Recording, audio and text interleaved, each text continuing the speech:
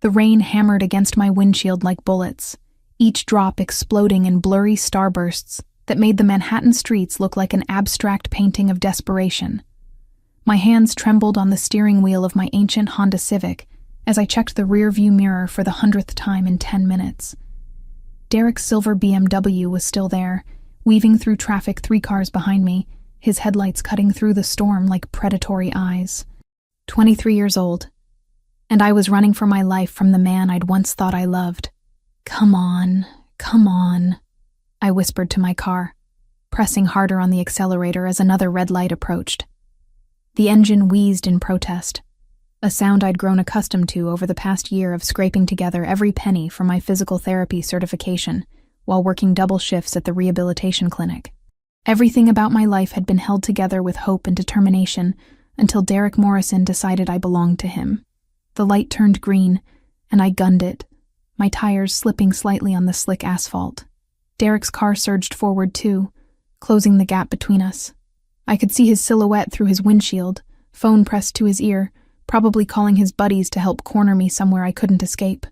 My ribs still ached from his last conversation with me 3 days ago, when I'd tried to break things off for the final time. He'd grabbed me hard enough to leave bruises, his fingers digging into my arms as he screamed about how nobody left Derek Morrison, how I was his property, how he'd make sure I understood that one way or another. I'd been hiding at my friend Sarah's apartment since then, but somehow he'd found me tonight, followed me as I tried to drive home, stalked me through the rain-soaked streets like I was prey, and he was something hungry and vicious. The speedometer crept toward 45 as I navigated the narrow streets of the financial district, where towering glass monuments to capitalism loomed on either side like glittering tombstones. At this hour, most of the buildings were dark except for scattered windows where someone was working late or security guards made their rounds. Derek's BMW gained another car length. My phone buzzed in the passenger seat, and without looking, I knew it was him. He'd been calling and texting for the past 20 minutes, each message more threatening than the last. The most recent one I'd glimpsed at a red light had been simple and terrifying. "You can't run forever, Elena." But I could try.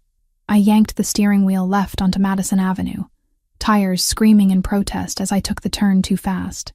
The Civic fishtailed slightly before regaining traction, and I heard Derek's engine roar behind me as he followed. Rain continued to pummel my car with increasing intensity, turning the world outside into a watercolor nightmare where everything bled together. That's when I saw the intersection ahead, where Madison crossed with East 47th. The traffic light was cycling through its colors, and I had maybe 30 seconds before it went red again. If I could make it through, and Derek got stuck behind the light, maybe I could lose him in the maze of side streets beyond. I pressed the accelerator to the floor. The Honda's engine protested with a sound like a dying animal, but the speedometer needle crept toward 50. The intersection grew larger in my windshield, and I could see the cross-traffic beginning to slow as their light shifted to yellow. Almost there. That's when I noticed the black SUV. It was stopped at the cross street, waiting for the light to change. A massive Escalade that looked like it belonged to someone important. Someone who could afford to drive a vehicle that cost more than I'd make in 2 years. Even through the rain and darkness, I could tell it was immaculate, with tinted windows so dark they reflected the streetlights like black mirrors. The traffic light ahead of me flickered from yellow to red. I should have stopped. Any rational person would have stopped. But Derek's headlights were right behind me, and rational had abandoned me the moment I'd realized he was following me home. I had seconds to decide: stop and face whatever Derek had planned, or run the red light and hope the cross-traffic would give me enough of a head start to disappear. I chose to run. My Civic shot through the intersection just as the cross-traffic light turned green. I caught a glimpse of the Escalade beginning to move, its driver probably assuming the intersection was clear. Time slowed to honey-thick seconds. I saw my car's trajectory intersect with the SUV's path, saw my speedometer hovering near 50, saw the exact moment when my ancient Honda collided with what had to be the most expensive vehicle I'd ever been close to. The impact sent me forward against my seatbelt, my airbag exploding in my face with a chemical smell and the force of a punch. The world became a symphony of crushing metal, breaking glass, and the screaming protest of 2 engines that had suddenly stopped doing what engines were supposed to do. Then silence, broken only by the steady patter of rain on twisted metal and the hiss of escaping steam. I sat stunned for a moment, tasting blood from where I'd bitten my tongue, my ears ringing from the crash. My car had come to rest at an angle that blocked most of the intersection, its front end crumpled against the rear quarter panel of the Escalade. "Oh God," I whispered, the reality of what I'd just done crashing over me like ice water. "Oh God, oh God, oh God." I'd just rear-ended someone's very expensive SUV while running a red light, even if I had insurance, which was laughably inadequate. This was going to financially destroy me. And that was assuming the other driver didn't press charges for reckless driving. With shaking hands, I managed to unbuckle my seatbelt and push my driver's door open. Rain immediately soaked through my sweater as I stumbled out to assess the damage. My Civic's front end was completely destroyed, the hood buckled upward, and steam rising from what remained of the radiator. The Escalade had fared much better, with only some paint scratches and a dent in the rear panel that somehow managed to look expensive. That's when I heard the car doors opening. 3 doors to be precise. Not just the driver, but passenger doors as well. I looked up through the rain to see figures emerging from the SUV, and my blood turned to slush in my veins. The first man who stepped out was tall and lean, wearing a dark suit that somehow looked perfectly pressed despite the downpour. He moved with the fluid grace of someone accustomed to violence, and even in the dim street lighting, I could see the bulge of a shoulder holster beneath his jacket. The second man was broader, built like a linebacker, with hands that looked capable of crushing bones, and a face that suggested he'd done exactly that on multiple occasions. He positioned himself near the rear of the SUV, eyes scanning the intersection with professional alertness. But it was the third man who made my breath catch in my throat. He emerged from the driver's side with the unhurried confidence of someone who owned whatever space he occupied. Tall and powerfully built, probably in his early 30s, with dark hair that managed to look perfectly styled even in the rain. His suit was obviously expensive, tailored to showcase broad shoulders and a lean waist, and he wore it with the casual elegance of a man born to wealth and power. But it was his eyes that stopped my heart. Dark brown, almost black in the street lighting, they fixed on me with an intensity that made every instinct I possessed scream danger. This wasn't just someone wealthy enough to afford a luxury SUV. This was someone accustomed to having problems solved quickly and quietly, by whatever means necessary. He walked toward me with measured steps, rain beating on his suit without seeming to touch him. When he spoke, his voice carried an accent I couldn't quite place, something European, maybe Italian, and authority that made it clear he was accustomed to being obeyed. "You just caused $50,000 in damage to my vehicle," he said, his tone conversational despite the circumstances. I swallowed hard, tasting blood and rain. "I'm so sorry. I didn't mean..." "Now you owe me your life." The words hit me like another collision, final and absolute. Behind him, his 2 companions had taken positions that blocked any escape routes, though I doubted my legs would have carried me far anyway. That's when Derek's BMW screeched to a halt behind my wrecked Civic. The sleek black SUV that carried me through the rain-soaked streets of Manhattan felt more like a hearse than a rescue vehicle. I sat rigid in the back seat, hyper-aware of the 2 silent men flanking me, their expensive suits and concealed weapons making it clear this wasn't a charity ride.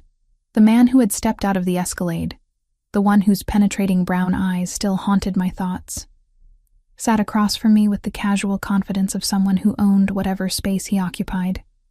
Dante Moretti. That's what the lean man with the shoulder holster had called him, when they'd bundled me into this vehicle after Derek's mysterious disappearance into the night. Just Dante, spoken with the kind of reverence usually reserved for royalty or religious figures. "Where are you taking me?" I managed to ask, my voice barely audible over the hum of the engine and the steady drumming of rain against bulletproof glass. "Somewhere safe," Dante replied, his accented voice carrying undertones I couldn't quite identify. Italian, definitely, but refined by years of American education and business dealings. "Your friend Derek won't be bothering you anymore." The way he said it sent ice through my veins. Derek's silver BMW had simply vanished from the intersection, along with its driver, as if neither had ever existed. When I'd asked what happened to him, Dante had merely smiled, an expression that contained no warmth whatsoever. "What did you do to him?" "I convinced him to pursue other interests," Dante said, adjusting the cuffs of his pristine white shirt. Even after standing in the rain and dealing with a car accident, he looked like he'd stepped from the pages of a luxury magazine. Derek Morrison has been operating under the mistaken impression that he could conduct business in my territory without consequences. Tonight provided an excellent opportunity to correct that misunderstanding. I stared at him, trying to process the casual way he discussed what sounded suspiciously like a threat. Or worse. Your territory? Manhattan below 59th Street. The docks in Brooklyn. Several establishments in Queens. Dante's dark eyes met mine with unnerving intensity. You've been living and working in areas under my family's protection for over a year, Elena Harper. My blood turned to slush. He knew my name. My full name. How do you... 23 years old. Graduated from NYU with a degree in physical therapy last spring. He continued as if I hadn't spoken. Currently working at Riverside Rehabilitation Center on East 34th Street while completing your certification requirements. Lives alone in a studio apartment on 47th Street. Pays rent 3 days late every month, but always pays in full. Each detail hit me like a separate blow. You've been watching me? I've been watching Derek Morrison, Dante corrected, pulling out a tablet from a compartment I hadn't noticed. Derek Morrison, who owes money to people connected to my organization. Derek Morrison, who has been using you as collateral for debts he can't pay. The words didn't make sense at first, bouncing around in my brain like pinballs. Collateral? 3 weeks ago, Derek borrowed $50,000 from an associate of mine to cover gambling debts he owed to other, less patient creditors. Dante swiped across the tablet screen, revealing what appeared to be financial records. When he defaulted on the payment schedule, he offered alternative compensation. You. I felt like I was falling through space, the world tilting sideways around me. That's impossible. We broke up. I told him I never wanted to see him again. Yes, I'm aware of your attempts to end the relationship. Dante's voice carried a note of something that might have been sympathy. Derek had no intention of honoring your wishes. He planned to deliver you to my associate tonight, claiming you had agreed to work off his debt through specialized services. The implications crashed over me like ice water. Derek hadn't been chasing me out of jealousy or possessive anger. He'd been hunting me like cargo, planning to hand me over to criminals who would use me to pay his debts. I had no idea, I whispered, my hands shaking in my lap. I believe you. Dante reached into his jacket and withdrew a manila folder, thick with documents and photographs. Elena Harper, daughter of Michael and Sarah Harper, both deceased. No siblings, no close family. Worked her way through college while caring for her grandmother until the woman's death 2 years ago. Clean record, no criminal associations, no debts beyond standard student loans. He knew everything about me, more than Derek had ever bothered to learn during our 6-month relationship. The SUV turned onto a tree-lined avenue in what I recognized as Long Island's most exclusive area. Mansion after mansion rolled past the windows, each one representing more wealth than I'd see in a lifetime of physical therapy work. Where are we going? I asked again. My home. Dante closed the folder with a decisive snap. Derek Morrison's arrangement with my associate has been terminated, but that leaves us with a problem. What kind of problem? The kind that gets you killed if we handle it incorrectly. The SUV slowed as we approached a set of imposing iron gates set into a stone wall that seemed to stretch for blocks. Victor Kozlov doesn't believe in coincidences, Elena. When he discovers that Derek's collateral happened to crash into my vehicle on the same night Derek disappeared, he's going to assume you're working for me. Victor Kozlov. The name meant nothing to me, but Dante pronounced it like a curse word. Who is Victor Kozlov? The head of the Russian organization that's been trying to expand into my territory for the past 2 years.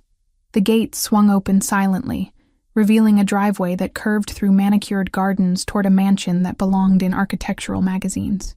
He's also the man Derek owed money to before he came to my associate for help. I watched the enormous house grow larger as we approached, my brain struggling to keep up with the layers of criminal politics I'd apparently stumbled into. So Derek owed money to this Kozlov person, borrowed from your people to pay him back, and was planning to give me to your associate when he couldn't repay the loan. Precisely. Dante seemed pleased that I was following the logic. Victor Kozlov is not known for his forgiving nature.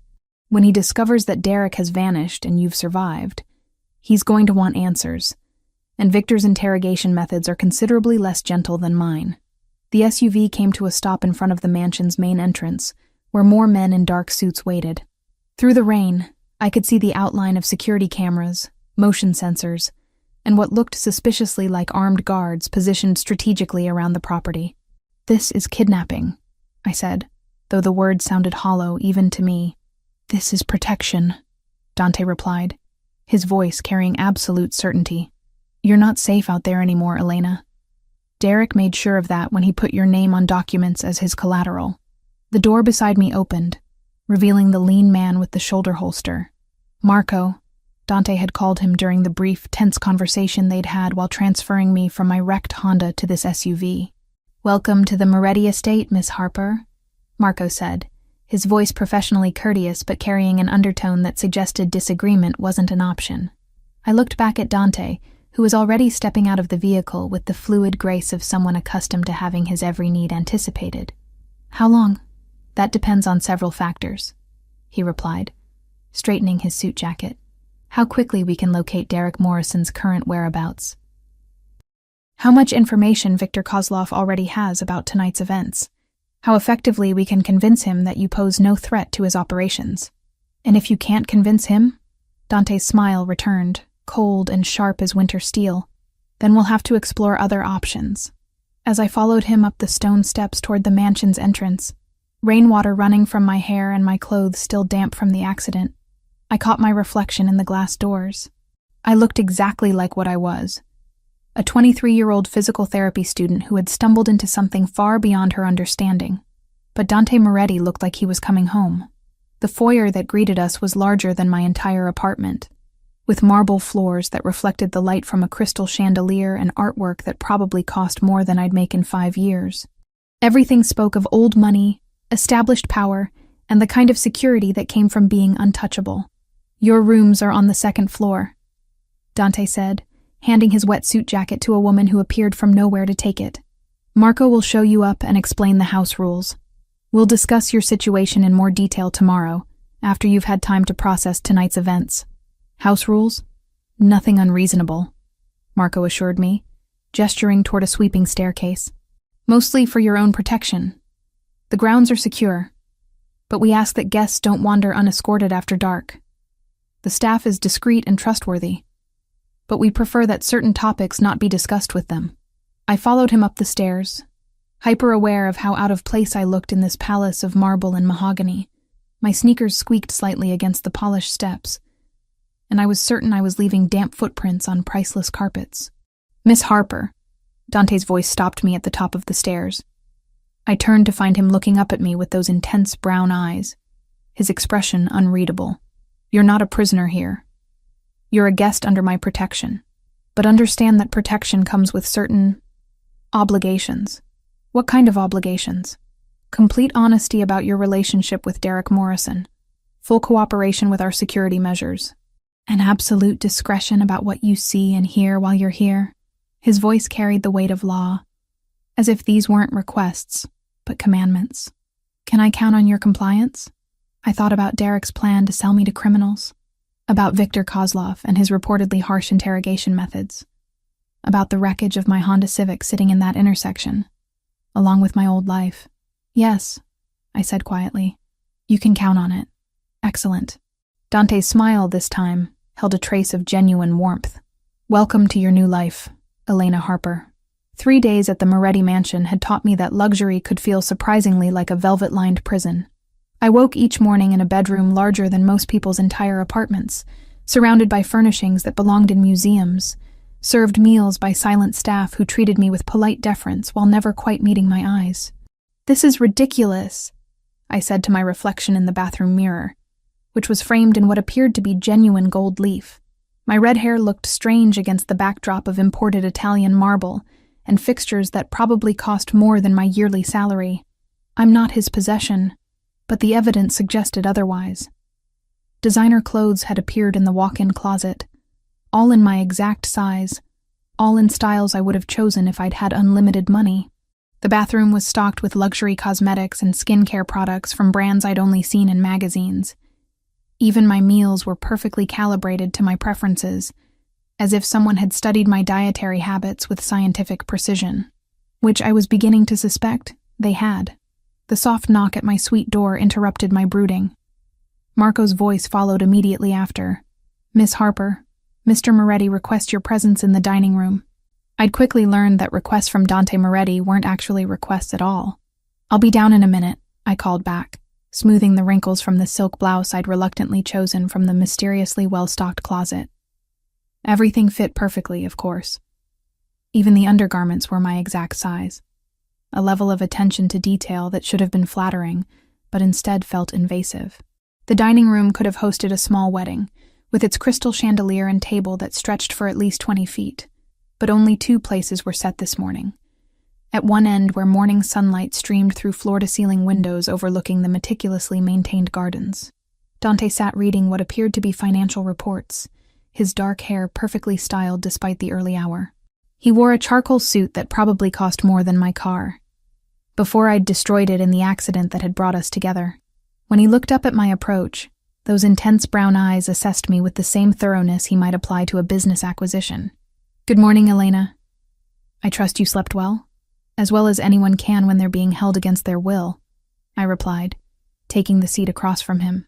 The words came out sharper than I'd intended, but I was tired of pretending this arrangement was anything other than what it was. "Against your will."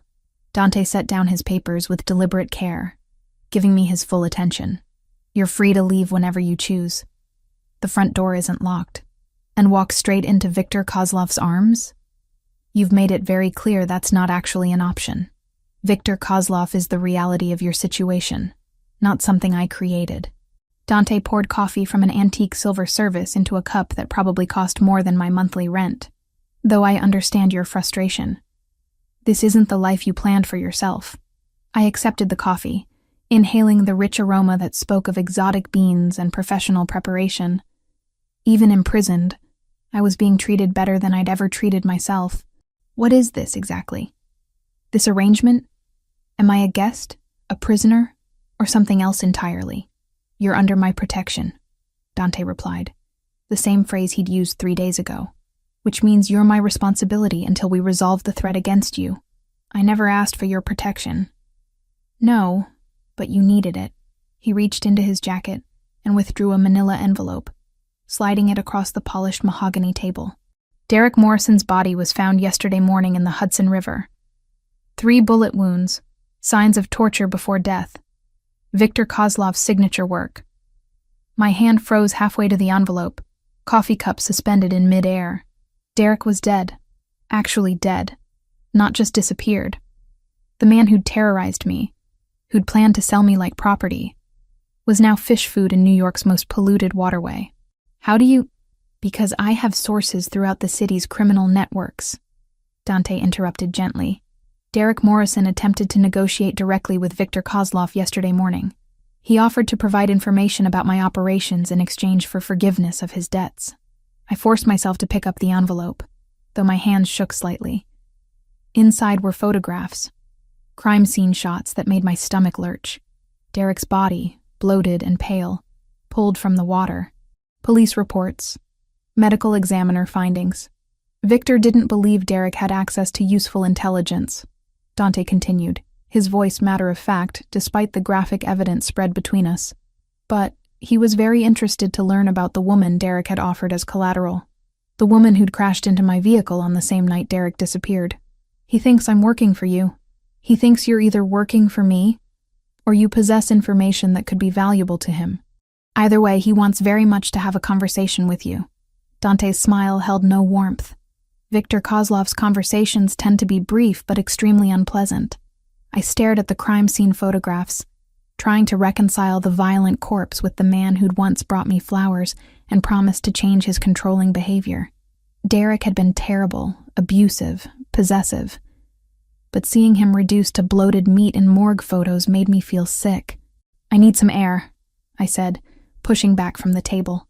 "Of course. The gardens are lovely this time of day." Dante gestured toward the French doors that led to the terrace. "Marco will accompany you, naturally." Naturally. I stood, leaving the photographs scattered on the table, like evidence of everything wrong with the world I'd stumbled into. Because I'm under your protection. Elena. Dante's voice stopped me at the door. When I turned, his expression held something that might have been genuine concern. I know this isn't the life you wanted, but it's the life that will keep you breathing.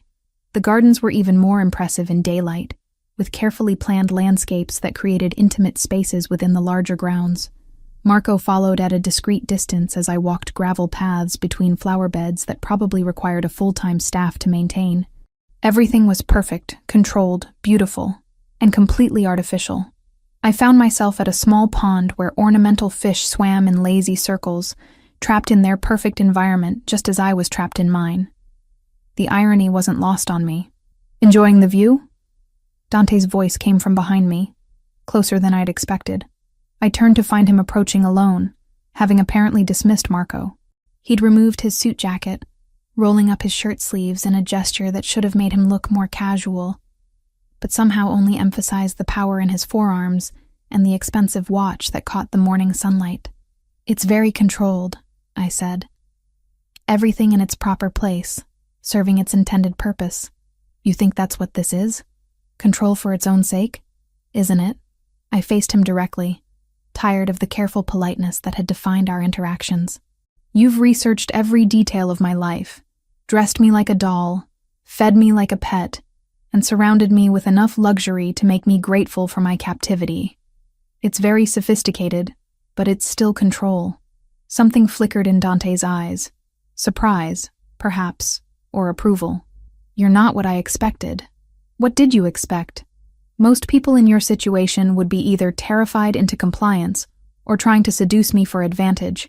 He stepped closer, close enough that I could smell his cologne and see the faint scar along his jawline. You're doing neither. Maybe I'm just not most people. No, he agreed softly. You're definitely not.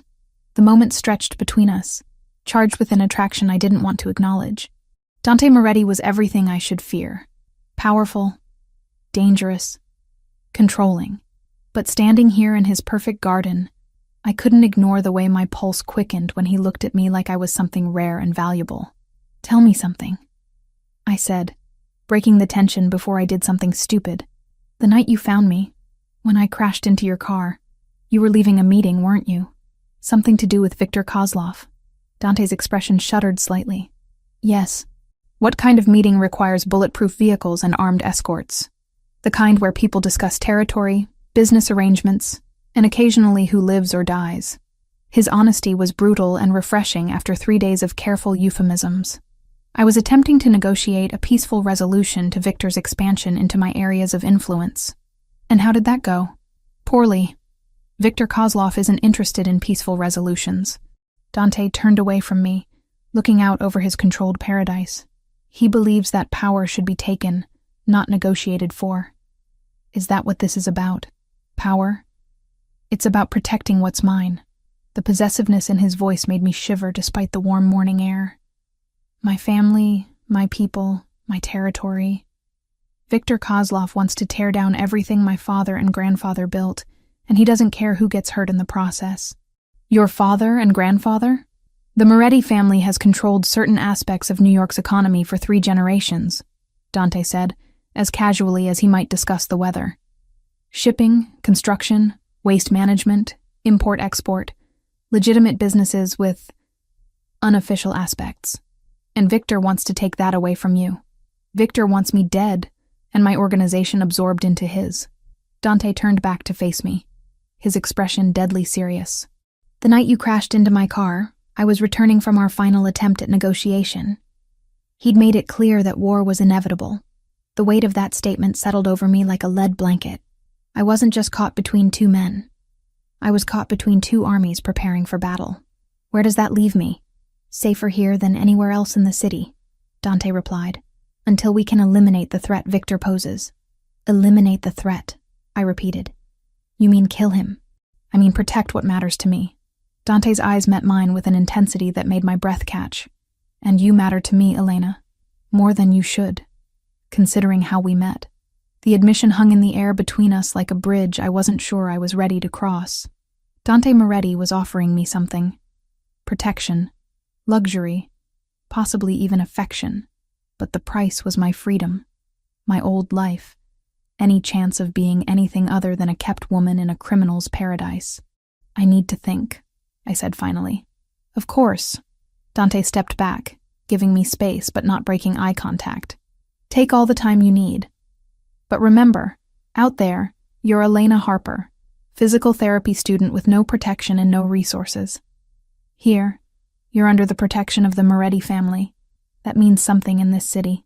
As he walked away, leaving me alone with the ornamental fish and my complicated thoughts, I realized he was right about one thing. I wasn't most people. Most people would have chosen safety over uncertainty, luxury over freedom. But I was beginning to understand that most people had never felt the dangerous pull of Dante Moretti's attention, or the terrifying possibility that being his might be exactly what I'd been searching for without knowing it.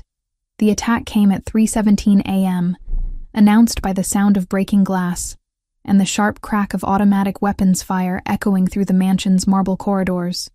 I bolted upright in bed, my heart hammering against my ribs as adrenaline flooded my system. The security lights outside my window had activated, bathing the grounds in harsh white light that revealed dark figures moving with military precision between the carefully manicured hedges. This wasn't a robbery. This was war. My bedroom door burst open before I could fully process what was happening. Marco appeared in tactical gear, his face grim as he swept the room with practiced efficiency. Miss Harper, we need to move. Now. What's happening? Kozlov's people found us. Marco was already at the closet, pulling out clothes and throwing them at me. Get dressed. We have maybe 3 minutes before they breach the main house. I scrambled into jeans and a sweater, my fingers shaking as gunfire continued to erupt from multiple directions. Through the windows, I could see muzzle flashes lighting up the darkness like deadly fireflies. The perfectly ordered world of the Moretti estate had transformed into a battlefield. Where's Dante? Coordinating the defense. Marco checked his weapon with the efficiency of someone who'd done this before. He wanted you moved to the panic room immediately. The panic room turned out to be a reinforced bunker hidden behind a bookshelf in Dante's study, equipped with communication equipment, medical supplies, and enough food and water to survive a siege. Banks of monitors showed every angle of the estate, revealing the scope of the assault. At least 20 armed figures had breached the perimeter, moving with the coordination of professional soldiers. How did they find us? I asked, watching the screens in horrified fascination as Dante's security forces engaged the attackers in running battles across the grounds. Someone talked, Marco replied grimly, speaking rapidly into his headset in Italian before switching to English. Or they followed a signal. Kozlov has resources we underestimated. On one monitor, I saw Dante himself leading a team of his men through the gardens, moving with the fluid grace of someone who'd been trained in combat.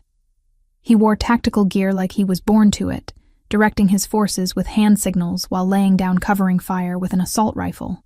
Watching him transformed from sophisticated businessman into lethal warrior was both terrifying and mesmerizing. He's good at this, I found myself saying. Best I've ever seen. Marco agreed, monitoring multiple radio frequencies. Dante didn't just inherit his position. He earned it in situations exactly like this. The lights flickered and went out, plunging us into darkness broken only by the glow of the security monitors. Emergency power kicked in a moment later, but the brief blackout felt like an omen. They're trying to cut power to the main systems, Marco explained, his fingers flying over the communication console. If they take out the generators, we lose surveillance and defensive coordination. On screen, I watched Dante's team fighting their way toward the backup power facility. But Kozlov's people had anticipated this move. The basement corridors swarmed with armed figures, turning the mansion's lower levels into a maze of deadly hide-and-seek. Marco, I said quietly, unable to tear my eyes from the screens. The night Derek died, you said Kozlov tortured him for information. What if Derek told him more than you realized? Marco's expression darkened as he considered this possibility. What do you mean? Derek knew I worked at the rehabilitation center. He knew my schedule, my routines, probably even my emergency contacts. I watched Dante disappear from one monitor only to reappear on another, still fighting his way through the mansion's defenses. What if he told Kozlov about my work? About the techniques I know? What kind of techniques? Physical therapy isn't just about helping people recover. I said, pieces clicking together in my mind. It's about understanding how bodies work, how they break, how to manipulate pain and healing. In the wrong hands, that knowledge could be very useful for interrogation. Marco went very still. You think Kozlov wants you alive for more than just information about Dante's operations? I think Derek sold me twice, I realized with growing horror. Once as collateral for his debts, and again as a potential asset when Kozlov captured him. The implications were staggering. Viktor Kozlov wasn't just trying to eliminate a witness or capture a pawn in his war with Dante. He wanted someone with medical knowledge who could be useful for his own operations. Someone who understood human anatomy well enough to inflict precise damage or extract information efficiently. A new wave of explosions shook the mansion, closer this time. On the monitors, I could see that several of Kozlov's men had reached the main floor, moving systematically through rooms while Dante's forces fell back toward more defensible positions. "Miss Harper," Marco said, his voice urgent as he received updates through his earpiece. "We may need to evacuate to the secondary facility. What about Dante? He's ordered the fallback protocol. If we can't hold the main house, everyone retreats to the warehouse district where we have better tactical advantages." I watched the screens as the battle raged through the mansion I'd called home for the past week. The library where Dante and I had shared coffee. The gardens where we'd walked and talked. The dining room where he'd shown me photographs of Derek's corpse. All of it was being torn apart by men with automatic weapons and military training. "There," I said, pointing to one monitor that showed Dante pinned down behind an overturned couch in what looked like the main foyer. "He's trapped. 3 of Kozlov's men had him in a crossfire, using the cover of the marble pillars to advance on his position. I could see the calculation in their movements. They weren't trying to kill him quickly. They wanted to capture him alive, probably for the same reasons they wanted me. Marco, we have to help him. Miss Harper, my orders are to keep you safe. Dante would rather die than have you put in danger trying to save him. But what if there's another way?"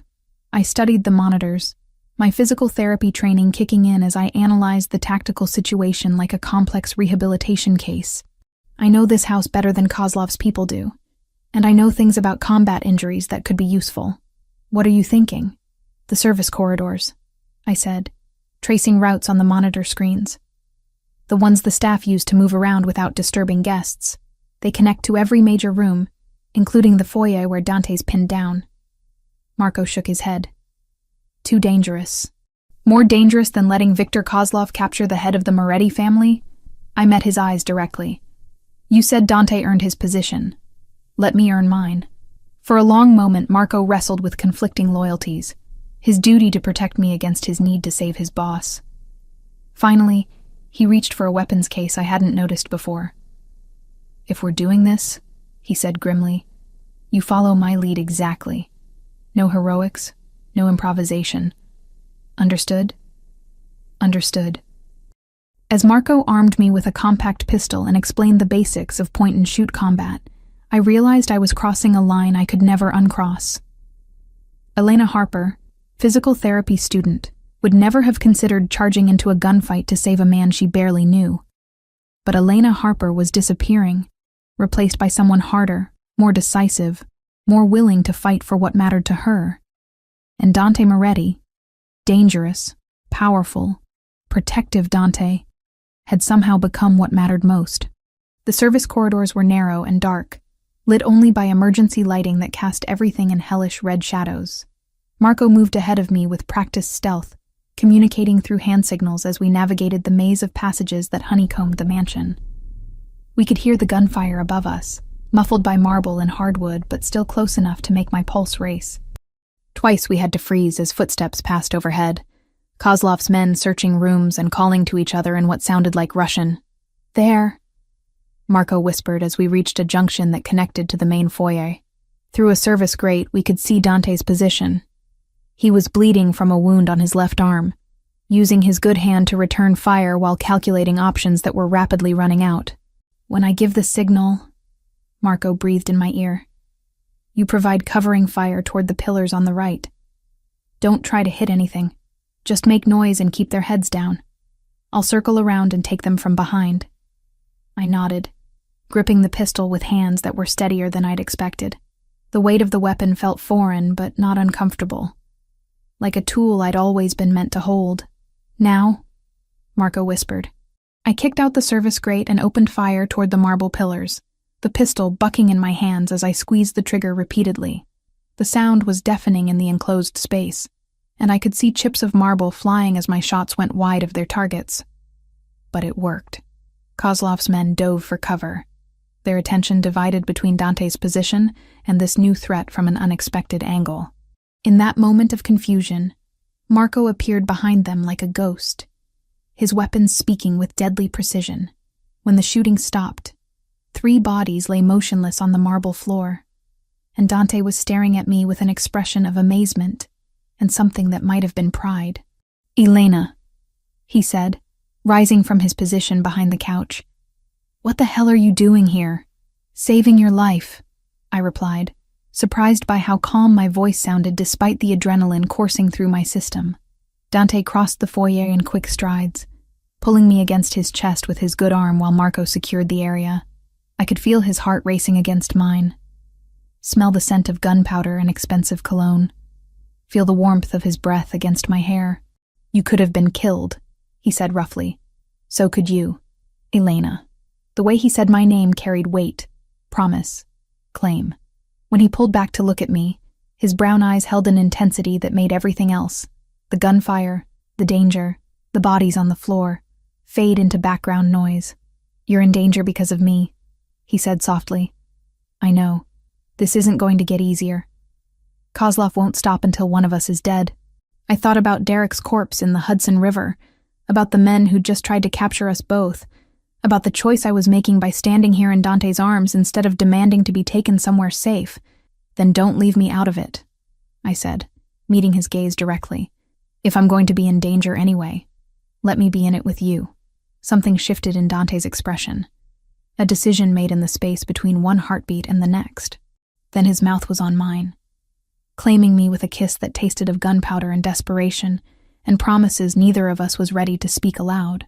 When we broke apart, both breathing hard, the mansion had fallen silent around us. The battle for the Moretti estate was over, but the war with Viktor Kozlov had only just begun, and I was no longer just collateral damage in that war. I was a willing participant, armed and dangerous and completely, irrevocably committed to the man who held me like I was worth fighting the entire world to protect. The discovery came 3 days after the attack, hidden in Marco's personal effects like a bomb waiting to detonate what remained of my trust. I'd been looking for first aid supplies in his room.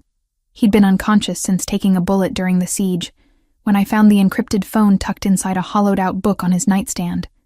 The messages were in Russian, but the contact name was clear enough. V. Kozlov. My hands shook as I scrolled through months of communications, each exchange selling pieces of our lives to the enemy. Meeting schedules, security protocols, my daily routines, even photographs of me walking through the mansion's gardens, taken from angles that could only have been shot by someone with intimate access to the property. Marco, Dante's most trusted lieutenant, the man who'd stood beside me during the firefight, who'd trained me to use a weapon, who'd risked his life protecting what we both claimed to love. He'd been betraying us from the beginning. "Elena?" Dante's voice from the doorway made me jump, nearly dropping the phone. He stood in the entrance to Marco's room, his left arm still in a sling from the gunshot wound he'd sustained during the attack. The past 3 days had aged him, etching new lines around his eyes and a hardness in his jaw that hadn't been there before. "We need to talk," I said, my voice steadier than I felt. Dante stepped into the room, closing the door behind him with his good hand. "What did you find?" I held up the phone, watching his expression shift from curiosity to dangerous stillness as he processed what I was showing him. "Marco's been feeding information to Kozlov for months, maybe longer." Dante crossed the room in 2 strides, taking the phone from my hands with surgical precision. His eyes scanned the messages, his face becoming a mask of cold fury as he read betrayals documented in black and white. "Son of a bitch," he said quietly, but the words carried the weight of earthquake. "There's more," I said, dreading what came next, but knowing he had to hear it. "Dante, the night I crashed into your car, Marco knew I was going to be there. What are you talking about? I pointed to a message thread dated a week before the accident. Look at the timestamps. Marco told Kozlov about Derek's debt, about his plan to use me as collateral. But there's something else. A message about rerouting your return from the meeting with Kozlov that night. Marco made sure you'd be on Madison Avenue at exactly the right time. Dante went very still, the kind of stillness that preceded violence. You're saying the accident wasn't random. I'm saying Marco orchestrated everything. Derek chasing me running that red light, even the exact intersection where we collided. The words tasted bitter as I spoke them. He wanted you to find me, Dante. He wanted you to bring me here. Why would he? Dante stopped, the implications crashing over him like ice water. Because Kozlov knew about your medical background, your knowledge of anatomy, pain management, interrogation techniques, and because he knew you'd protect me, I added quietly. Marco's been playing a long game, using me as bait to make you vulnerable. Dante set the phone down with careful control, but I could see the rage building in his dark eyes like storm clouds gathering. 20 feet away, Marco lay unconscious in the mansion's medical facility, hooked to machines that kept him alive, while his body fought off infection from the gunshot wound that might have been meant to maintain his cover. How long have you known? Dante asked, his voice dangerously quiet. I found the phone an hour ago. I've been trying to work out how deep the betrayal goes. I pulled out printed copies I'd made of the most damaging messages. It goes back at least 8 months, maybe longer. He's given Kozlov everything. Security protocols, financial information, personnel files, even details about your childhood, your family. Dante's jaw tightened as he scanned the evidence. My parents, my sister, the anniversary of their deaths, the location where they're buried, even the specific way they were killed. I watched his hands clench into fists. Kozlov has been preparing for psychological warfare, not just physical. And you? Dante's eyes met mine with an intensity that made my pulse quicken. What did Marco tell him about you? I hesitated, then handed him another set of messages. Everything. My background. My training. My feelings for you. He's been documenting my integration into your life like a case study. Dante read in silence, his expression growing darker with each revelation. Marco had cataloged every conversation, every moment of growing intimacy, every sign that Elena Harper was becoming more than just a protected asset to the head of the Moretti family. He turned our relationship into intelligence, Dante said finally. Worse than that, I replied, showing him the final set of messages. Look at the dates on these last exchanges. Marco was planning to deliver me to Kozlov during the next arranged meeting. When? Tomorrow night. There's a warehouse in Brooklyn where you're supposed to meet with Kozlov's representatives to discuss territorial agreements. Marco was going to drug me and present me as a peace offering. Dante went silent for a long moment, processing betrayals that cut deeper than bullets. His most trusted ally had been systematically dismantling everything he'd built, using the woman he cared about as the ultimate weapon against him. I should have seen it, he said finally. Marco's been with me for 5 years. He saved my life twice, built half our security protocols, trained our people. That's what made him so valuable to Kozlov, I pointed out, and so dangerous to us. Dante looked toward the medical facility where Marco still fought for his life, machines beeping steadily in the distance. Part of me wants to walk in there and put a bullet in his head while he sleeps. But you won't. No, Dante agreed. Because I need him alive long enough to find out what other surprises he's planted in our organization. And because... He paused, searching for words. Because you've taught me that not every problem should be solved with violence. The admission surprised us both. 3 weeks ago, Dante Moretti would have executed a traitor without hesitation. Now, he was considering alternatives, looking for solutions that didn't involve more blood on his hands. What are you thinking? I asked. I'm thinking Marco gave us an opportunity along with his betrayal.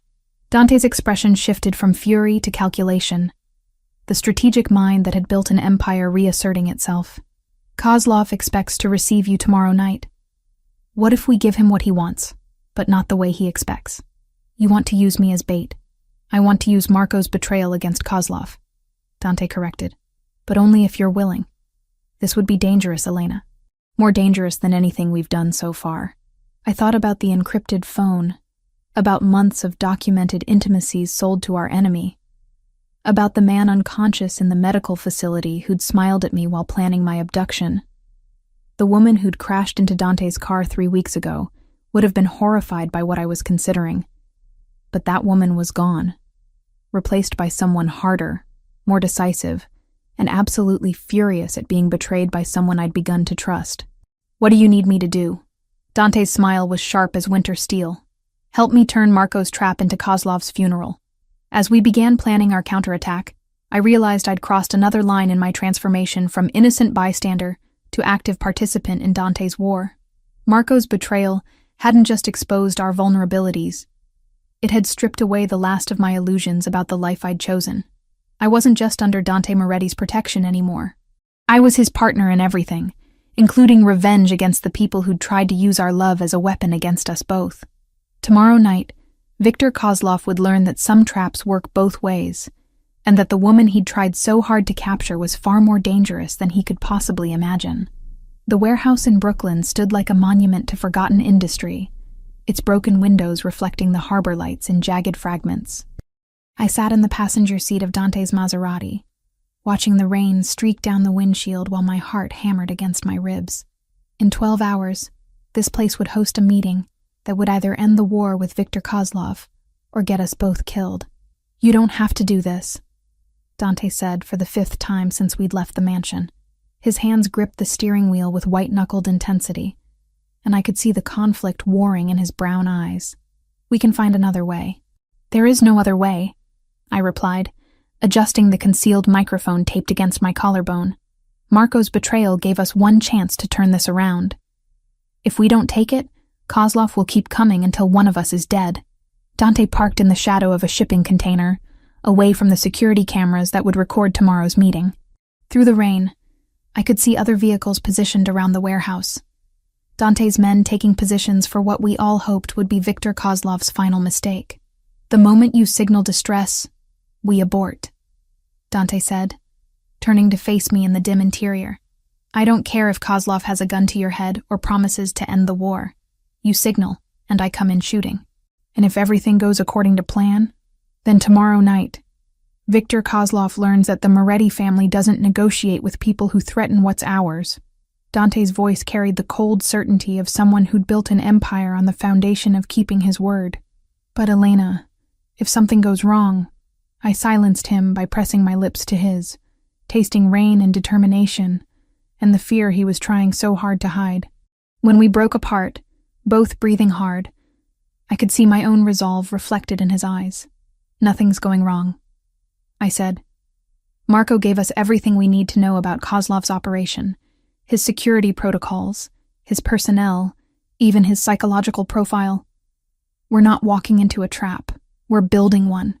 Dante nodded, but I could see the tension in his jaw, the way his fingers drummed against the steering wheel in patterns that spoke of nervous energy barely contained. "Tell me again what happens if he suspects you're working with me." "He won't," I said with more confidence than I felt. According to Marco's files, Kozlov expects his prisoners to show fear, defiance, or attempts at seduction. I'm going to give him something else entirely, which is useful information he can verify, delivered by someone too terrified to lie. I adjusted the hidden recording device one more time. Kozlov thinks he's getting a frightened physical therapy student who was in the wrong place at the wrong time. By the time he realizes what I actually am, it'll be too late. The plan was elegant in its simplicity. Marco's encrypted phone contained detailed intelligence about Kozlov's operation. Locations, personnel, financial structures, everything we needed to cripple his organization. But that intelligence was useless unless we could get close enough to verify it and identify targets for elimination. My role was to play the terrified victim while secretly documenting everything I saw and heard. The recording equipment would capture conversations, locations, and personnel details that Dante's forces could use to coordinate simultaneous strikes against Kozlov's entire network. "And your brother?" Dante asked quietly. The question hit like ice water. 3 hours ago, we'd received confirmation that James Harper, the brother I'd mourned for 5 years, was not only alive, but serving as one of Kozlov's most trusted lieutenants. The revelation had nearly broken something fundamental inside me, but it also provided the final piece of our plan. "James is the reason this will work," I said, though the words tasted bitter. "Kozlov will want to use our reunion as psychological leverage. He'll bring James to the meeting to demonstrate his power over me. And when you see him, I'll do what needs to be done." I met Dante's gaze directly. James made his choice when he faked his death and joined Kozlov. Now I'm making mine. The truth was more complicated than I wanted to admit. Part of me still remembered the brother who'd taught me to ride a bike, who'd protected me from bullies, who'd promised to always be there when our parents died. But that James Harper had died in the car accident 5 years ago. The man working for Viktor Kozlov was someone else entirely. Someone who'd used my grief as cover for his new criminal career. "I need you to promise me something," Dante said, his voice rough with emotion. "What?" "Promise me that no matter what happens tomorrow night, you'll remember that you chose this life. You chose us." His hand found mine in the darkness of the car, fingers intertwining with desperate intensity. "Because after tomorrow, there's no going back, Elena. You'll be as deep in this world as I am." I thought about the woman who'd crashed into his car 3 weeks ago. Elena Harper, physical therapy student, living paycheck to paycheck and dreaming of a quiet, normal life. That woman felt like a stranger now. Someone I'd once known but could barely remember. "I'm already there," I said quietly. "The moment I chose to fight beside you instead of hiding behind you, I crossed that line. Tomorrow night isn't about becoming something new. It's about finishing what we started." Dante brought our joined hands to his lips, pressing a gentle kiss to my knuckles. "What we started," he repeated. I like the sound of that. "Even though it means I'll know all your secrets? Every detail of how the Moretti family operates? Especially because of that." Dante's smile held warmth and possessiveness in equal measure. "A queen needs to understand the kingdom she's going to rule." The word hung between us like a promise and a question. Queen. Not just a protected asset or a cherished lover, but an equal partner in everything Dante had built, and everything we would build together. "Is that what I am?" I asked. "Your queen? You're whatever you want to be," Dante replied. "But if you're asking what I want you to be," he paused, searching for words. "I want you to be the person who stands beside me when the world tries to tear us apart. I want you to be the voice that reminds me there's more to power than fear. I want you to be the reason I build something worth protecting instead of just something worth fighting for." I stared at him in the dim light. This dangerous man who'd somehow become the center of my world. 3 weeks ago, the idea of ruling a criminal empire would have horrified me. Now, the possibility felt like destiny finally revealing itself. "Ask me again after tomorrow night," I said finally, "when we've eliminated Kozlov and secured our future. Ask me then if I want to be your queen." Dante's laugh was soft and full of dark promise. "Oh, I will. And when I do, I already know what your answer will be." As we drove back toward the mansion through the rain-soaked streets of Brooklyn, I realized he was right. The woman who'd fled from Derek Morrison's abuse had evolved into someone who would walk willingly into Viktor Kozlov's trap. The frightened crash victim had become a predator capable of using her own brother as bait. Tomorrow night would test everything we'd built together. Our trust, our strategy, our love, and our willingness to do whatever it took to protect what mattered most. But I wasn't afraid anymore. Fear was for people who had something to lose. Elena Harper had lost everything the night she crashed into Dante Moretti's SUV. What emerged from that wreckage was someone stronger, more dangerous, and absolutely committed to building an empire worth ruling alongside the man who'd shown her what it meant to choose power over safety.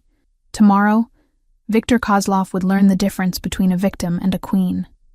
By the time he understood his mistake, it would be far too late to correct it. The Brooklyn warehouse felt like a cathedral of shadows when I walked through its rusted doors, my footsteps echoing in the vast emptiness above.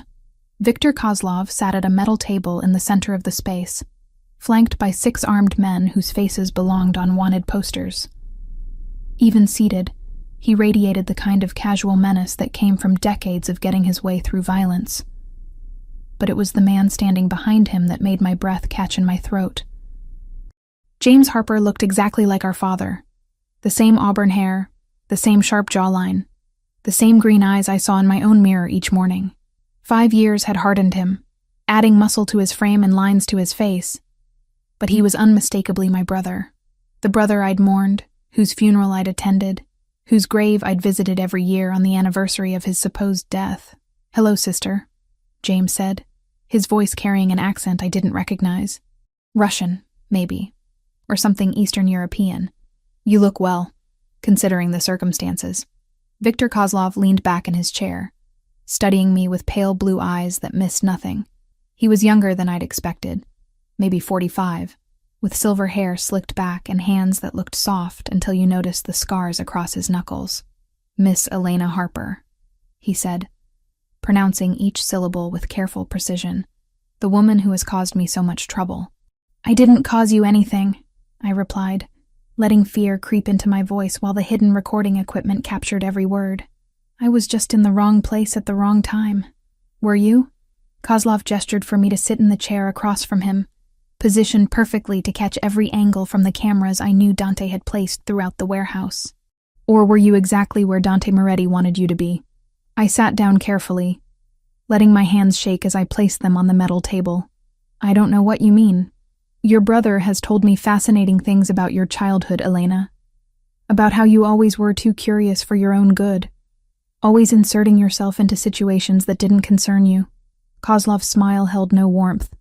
"It seems some things never change." James moved to stand beside Kozlov's chair, and I could see the expensive watch on his wrist, the tailored suit that spoke of money and influence. My dead brother had done very well for himself in the criminal underworld. "Tell me about your relationship with Dante Moretti," Kozlov continued conversationally. "He's protecting me," I said, which was true enough. "After Derek died, Mr. Moretti said I wasn't safe because of what I'd overheard." "And what did you overhear?" I recounted the conversation about weapons shipments and warehouse locations. Information that Marco had confirmed was already known to Kozlov's organization. As I spoke, I could see one of Kozlov's men taking notes, probably cross-referencing my story against intelligence they'd already gathered. "Interesting," Kozlov said when I finished. "And during your time at the Moretti estate, what did you observe?" This was the crucial moment. I began describing the mansion's layout, security protocols, and personnel details, all carefully selected information that would appear valuable while actually being useless. The real security measures were different from what I described. The personnel assignments had been changed, and the defensive positions I detailed were decoys Dante had established specifically for this meeting. "You pay very close attention to details," James observed, "almost like you were trained to gather intelligence." "I was trained as a physical therapist," I shot back, letting irritation override fear for a moment. "We're taught to observe and document everything. It's part of the job." "Yes," Kozlov said thoughtfully. "Your medical training. That's actually why you're here, Elena." He stood up, walking around the table with predatory grace. "You see, I've been looking for someone with your specific skills. Someone who understands human anatomy, pain management, recovery techniques. Someone who could be very useful in my operations." "I help people heal," I said, genuine revulsion creeping into my voice. "I don't hurt them." "Oh, but healing and hurting are just different applications of the same knowledge," Kozlov replied, his hand coming to rest on my shoulder with deceptive gentleness. "And I think you'd be surprised what you're capable of when properly motivated." That's when the lights went out. Emergency lighting kicked in a moment later, casting everything in hellish red shadows, but by then Dante's assault team was already moving. I dove under the metal table as gunfire erupted from multiple directions, the warehouse becoming an echo chamber of violence and shouting. Kozlov's men were professionals, but they'd been expecting a negotiation, not a coordinated military strike. Dante's forces moved with surgical precision, each team hitting predetermined targets, while communications equipment jammed Kozlov's ability to call for reinforcements. Through the chaos, I saw James diving for cover behind a shipping container, his hand reaching for a weapon that had been hidden beneath his jacket. The brother I'd mourned was reaching for a gun, preparing to kill the people trying to save me. "Elena, move." Dante's voice cut through the gunfire as he appeared at the warehouse entrance, leading his second wave of attackers. I scrambled from under the table, staying low as bullets whined overhead. James had found his weapon and was returning fire, his aim disturbingly accurate as he forced Dante's men to take cover. "Behind you!" I screamed as one of Kozlov's men flanked Dante's position. Dante spun and fired in the same motion, dropping the attacker before turning his attention back to the main battle. But Kozlov himself had disappeared in the confusion, using the firefight as cover to slip away toward the warehouse's rear exit. I couldn't let him escape. Too much depended on ending this tonight. Without conscious thought, I ran toward the back of the warehouse, ducking between shipping containers and following the sound of Kozlov's retreating footsteps. The man who'd planned to torture information out of me, who'd killed Derek and God knew how many others, was 20 feet away from freedom. "Victor!" I called out, letting desperation color my voice. "Don't leave me here." He turned, pale eyes reflecting the emergency lighting like a predator caught in headlights. "Elena? What are you doing?" "They'll kill me if they find me here," I said, walking closer with trembling steps. "Please, I can be useful to you. I can tell you things about Moretti's organization that your other sources don't know." Kozlov hesitated, greed warring with suspicion in his expression. That moment of indecision cost him everything. The knife I'd taken from James's jacket, lifted during our brief reunion embrace, slid between his ribs with the precision my medical training had taught me. I found the gap between the third and fourth ribs, angled upward toward his heart, and pushed until the blade found vital organs. "This is for Derek," I whispered as Kozlov's eyes widened with shock and understanding. "And for trying to use me as your personal torture expert." Viktor Kozlov, head of the Russian organization that had terrorized half the East Coast, died with my name on his lips and surprise in his eyes. The man who'd built an empire on fear and violence was killed by a 23-year-old physical therapy student who'd learned anatomy to heal people. The irony would have been funny if there'd been time to appreciate it. "Elena," James's voice came from behind me, filled with disbelief. "What have you done?" I turned to face my brother, the knife still in my hand, Kozlov's blood staining my clothes. "I chose a side," I said simply. "He was going to make us both rich," James said, raising his weapon with shaking hands. "We could have ruled this city together." "No," I replied, stepping over Kozlov's body. "You chose to rule through fear and violence. I chose to build something worth protecting." The gunshot echoed through the warehouse. But it wasn't James who fired. Dante appeared from behind a shipping container, his weapon still smoking, my brother crumpling to the ground with a bullet through his heart. "He was going to kill you," Dante said simply, holstering his gun and crossing to where I stood over Kozlov's corpse.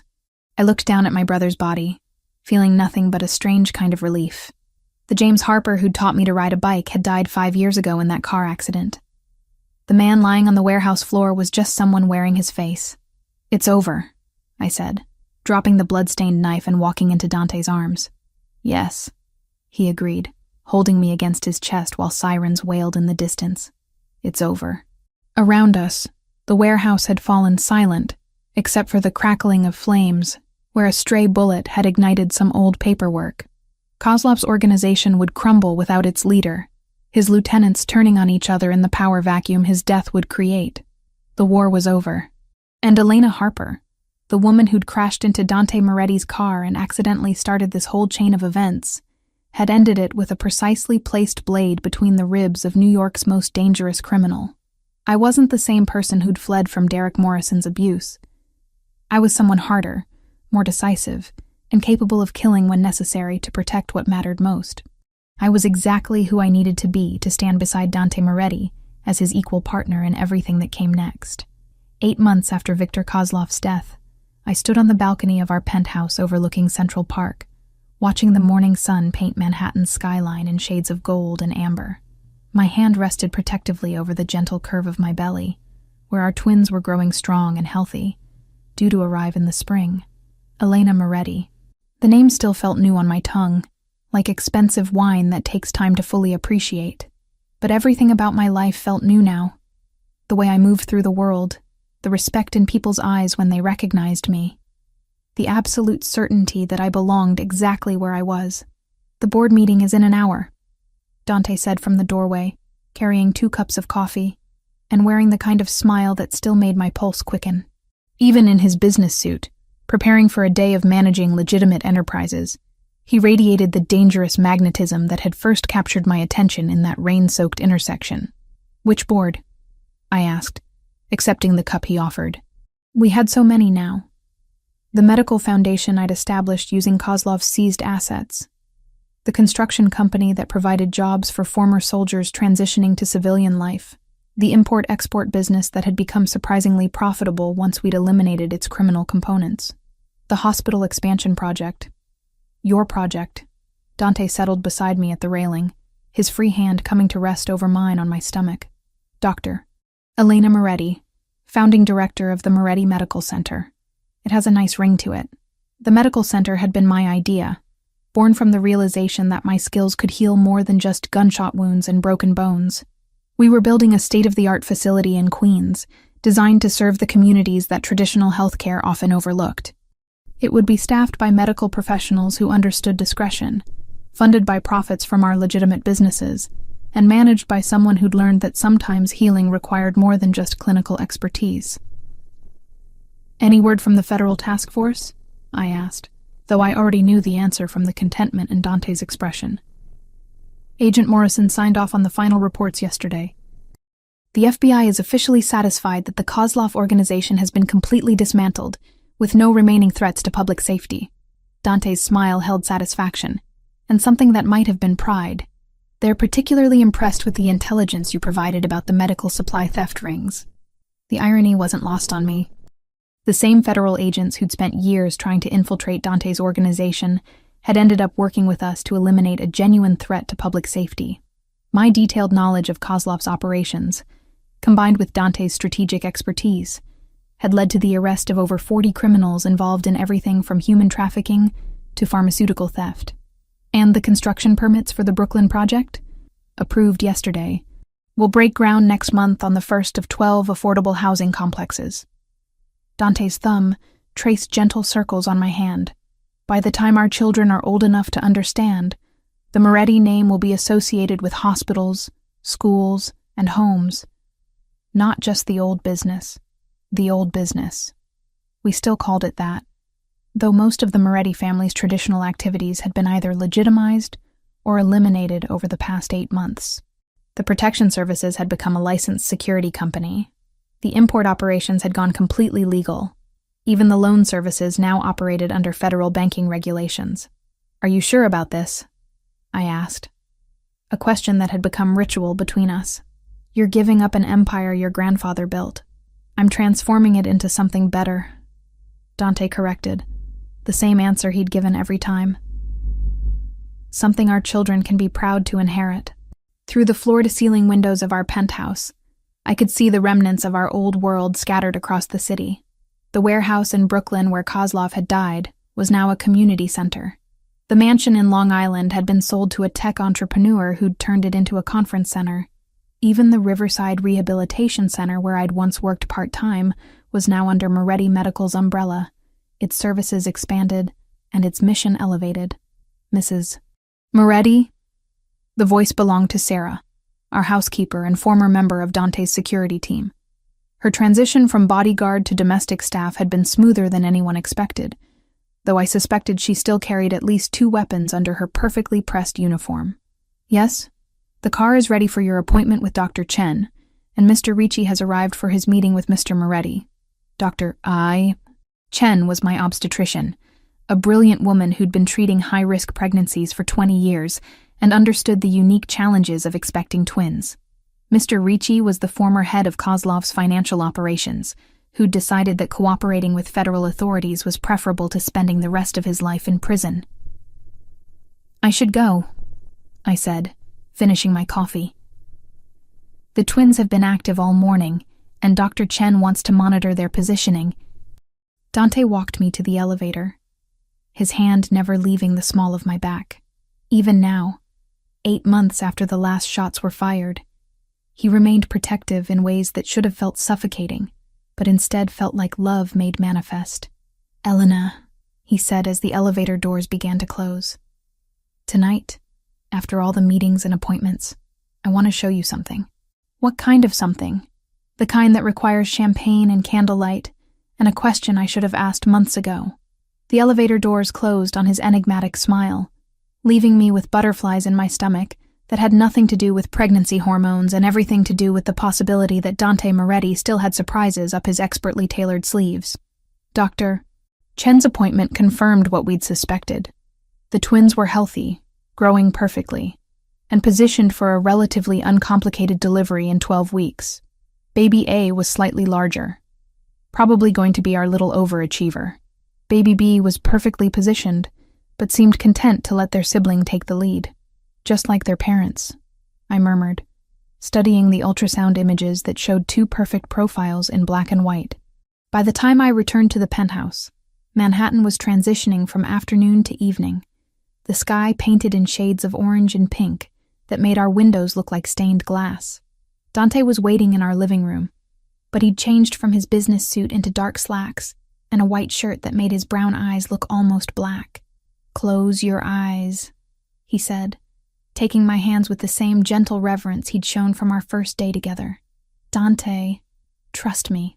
I closed my eyes, letting him guide me through our home toward what I assumed was the balcony. But instead of outside air, I felt the warmth of candles and smelled roses. Dozens of them, if the fragrance was any indication. "Open," Dante said softly. Our dining room had been transformed into something from a fairy tale. Hundreds of white candles cast dancing shadows on the walls, while red roses covered every surface in cascades of silk and velvet. A small table was set for two in the center of it all, with champagne chilling beside sparkling cider for the pregnant woman who couldn't drink alcohol, but still deserved celebration. "Dante, this is 8 months ago.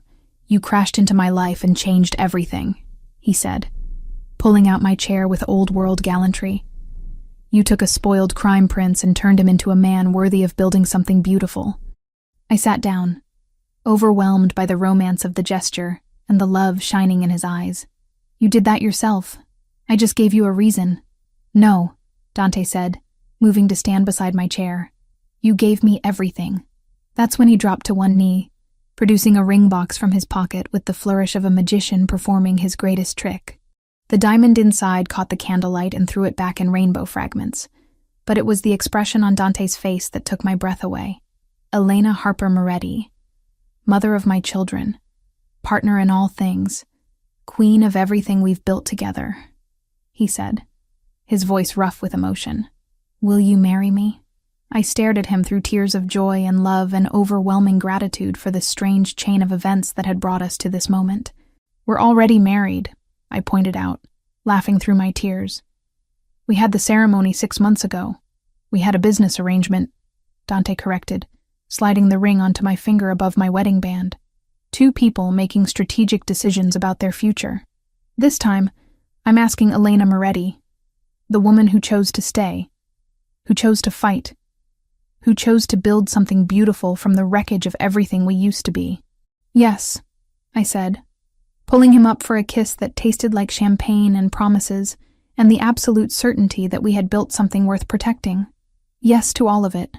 As Dante spun me around our candle-lit dining room, I caught my reflection in the windows that overlooked our city. The woman looking back at me bore little resemblance to the frightened physical therapy student who'd crashed her Honda Civic into a stranger's SUV on a rainy night in Manhattan. Elena Moretti was someone stronger, more dangerous, and absolutely committed to the empire she'd helped transform from criminal enterprise into legitimate dynasty. She was someone who could kill when necessary to protect her family, who could heal when mercy was the better choice, and who ruled beside Dante Moretti as his equal in every way that mattered. Our children would inherit hospitals and schools instead of territories and tribute. They would grow up knowing that their parents had chosen love over fear, construction over destruction, and each other over everything else the world had offered. The transformation was complete, irreversible, and absolutely perfect. And it had all started with a car accident on a rainy night, when a woman fleeing her past collided with a man who would become her future.